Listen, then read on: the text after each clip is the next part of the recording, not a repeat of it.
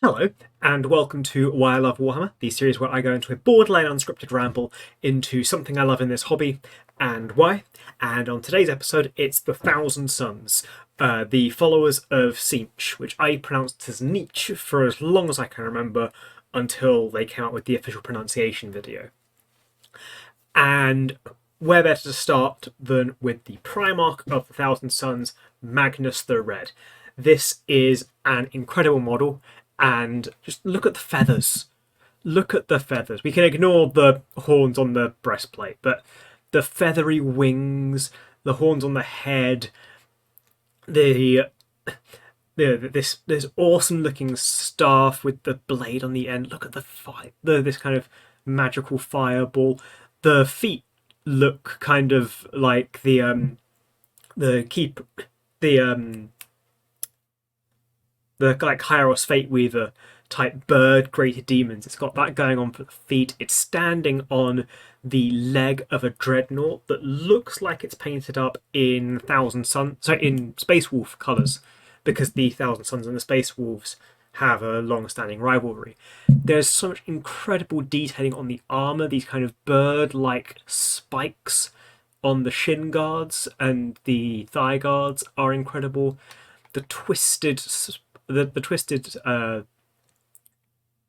stick part, the twisted handle of the weapon here is glorious.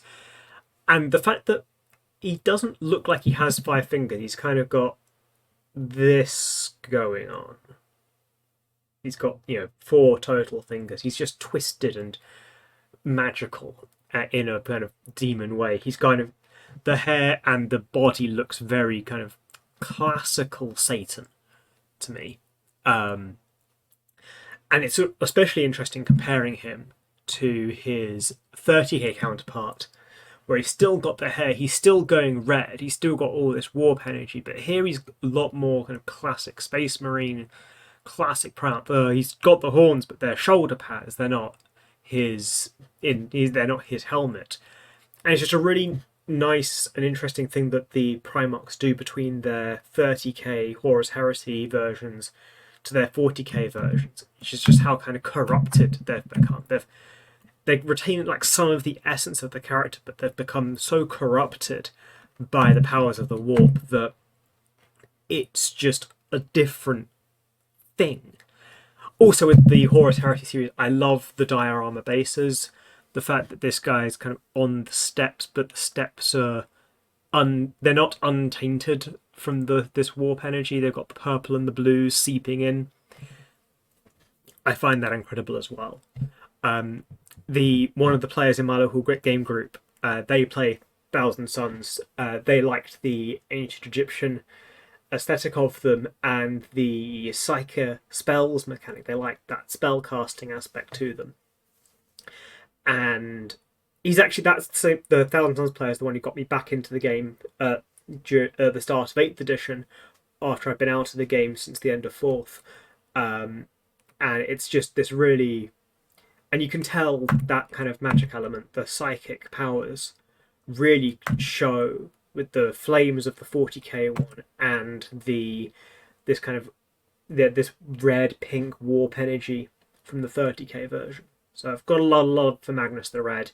Also a lot of love for his representation in the If the Emperor Had the Text-to-Speech Device series.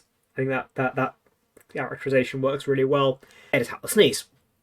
The text-to-speech version of Magnus is a lot of good fun to observe on screen. The voice that they gave him, I don't know why I love it so much, but I do.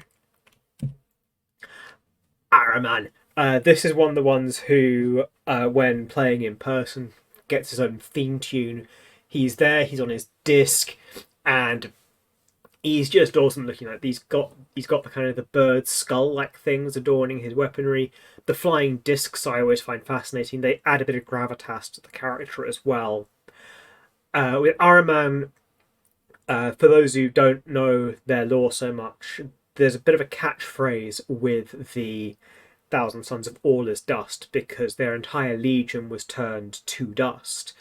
And it was because of this guy, the Rubric of Araman, turned the legion into dust, and so they And I think it's been cured now. I think the Legion might be back to not being dust, but it was Araman's doing. He went to try and find the Black Library to find a cure for the rubric. Uh, but that library thing, it's still here. He's got a book at his side. He's got these siege symbols.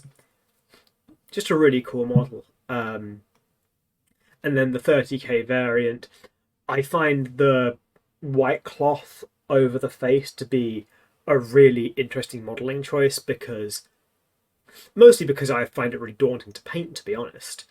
Like, and also I'm a sucker for the Heresy era color scheme for the Thousand Sons, and when I played I played against a Thousand Sons player in my local Warhammer shop well over a year ago. Last time I went to the Warhammer shop to play, um, and they had their entire army painted up in the Heresy era color scheme, and it was just really lovely to see. But I like this guy. He's got the 40k color scheme coming in a bit with the blue and gold, and I dread to think how much of a pain it is to paint that myself. But again, I love these runes he's got going. It's just a fun comparison to make between the old and the new Araman models. I say old and new, the Heresy era versus the 40k era. Okay, the classic Rubric Marines, gotta give them a lot of love. I love again, it's the stripes and the helmets, the trim. It's a lot of trim to paint in that gold. I personally find gold really hard to work with, so I have so much respect for people who paint Thousand Sons characters and models because, oh my god, that's gonna be tricky to paint. Trim, so much trim. The yellow and blue markings is something incredible. And I love the poses as well. They just look so slow and purposeful. I just think it works really well. Also, their shoulder pads are already the bird like or like holding the orbs at the end, so that adds a lot of to them character wise. And they've all got these kind of cloth drapes that just add a bit of character to the model as well. It makes them seem more like their own thing, not just like an upgrade sprue for regular Chaos Space Marines. It's got a lot of love for these Rubric Marines. Okay, on the discs, and I just think these guys look awesome. The kind of the warp energy, the magic of these characters is something that's just so interesting to look at. Such a challenging painting job, and they really look good. That's all I can really say with these guys. There's not a deep. Like, I love this little scarab thing on the guy's staff. But outside of they look good, there's not that much more I can say. I do love these bird-like talons, but again, sometimes a model just looks good because it looks good, and there's not like a rational defense of that. They just look cool. Okay, Sorcerer. Again, I love these kind of flaming books he's got on his side here, this cloth, the scarab here, and these tiny screamers. I think the screamers look scary with the uneven eyes and the tarantula-like mouths, and this guy has them incorporated with the rest of it. It's such a beautiful looking sculpt that it's just so fanciful and so interesting to paint with, scarab here, scarab there. The cloaks are I always find cloaks interesting to paint up because fabric catches light in a different way. Believe me, I can, the green screen effect I try and put on these videos, fabric is weird when it comes to capturing light, and painting that is such an interesting challenge. I mean, contrast paints and the like help a lot, but back before contrast paints were a thing, trying to paint fabric so it caught the light correctly was just really challenging. So huge respect for painting cloth like this. Okay, the Scarab Occult Terminators, the backbone of Thousand Sons armies. They're powerful, they've got good weapons, they're chunky. Just look at them, these helmets inside of bigger helmets, these kind of very Eastern looking blades, but they've got the chain sword bit to them. And they're powerful psychers anyway. They've got everything that the Rubric Marines have, but it's kind of bigger and chunkier. And again, these guys look like they're slow and ponderous, and that really adds something to the feeling of them on the battlefield. Going up against them, having these guys slowly come towards you, and they're durable enough where that advance does, you feel it. You're not mowing down a horde. It's like, it's kind of like the Terminator.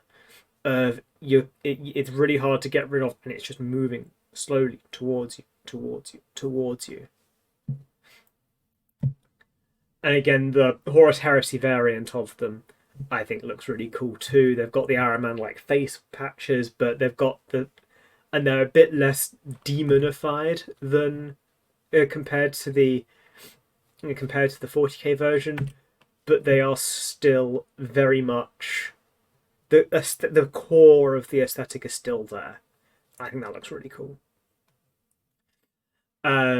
This Heresy era Dreadnought for the Thousand Suns, again, it looks a bit like the Castellan robots from the Adeptus Mechanicus, and even the Adeptus Mechanicus and the Heresy era Thousand Suns have a very similar color scheme.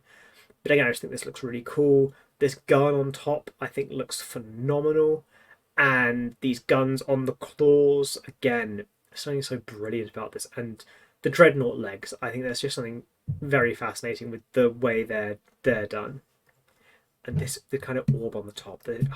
Love this Dreadnought. There's just something so cool about it. It's going to get the scarab here. With sort of warp symbols here.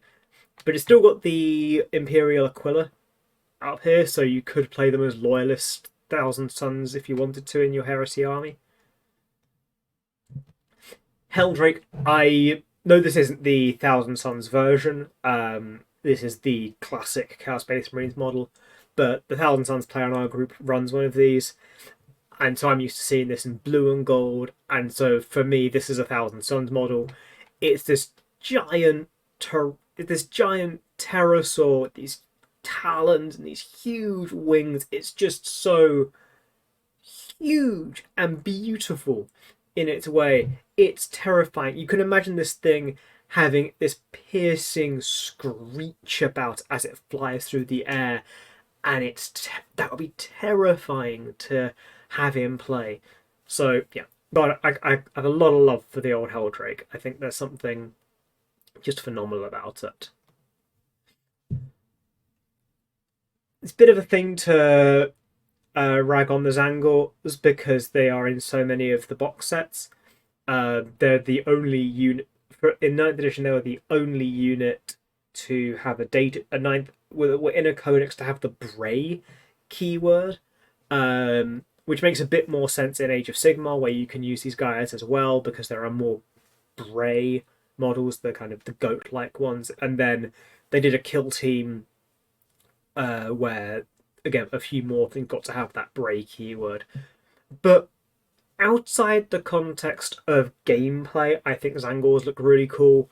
I like the kind of bird-like, goat-like aesthetic they've got on. They all ride the discs, which adds a lot to the character. This guy's got a couple of little demons down here. They're just fascinating creatures, and they're a fun one. Like, I don't know enough about them lore-wise, but fascinating to learn more about them in that lore sense. Okay. Again, more Zangor here. Again, just fascinating. Like the the Kairos Fate Weaver type neck and head here. They've got these shields. Again, when you've got medieval weaponry, medieval armor, and medieval shields are something I really appreciate in a model. And look at this horn. Look at the horn here that's kind of bird-like. Like, that would be so... The sound that would make would be something so interesting. And they're just cool-looking models. Like can never be understated. The models do look cool. Yeah, they probably do get put into more box sets than they should be, but they're still interesting models, and they have a place in the game. Okay, final one, the Mutalith Vortex Beast.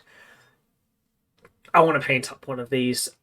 Like, the sun thing on its back looks incredible. The squid-like face has that Lovecraftian element.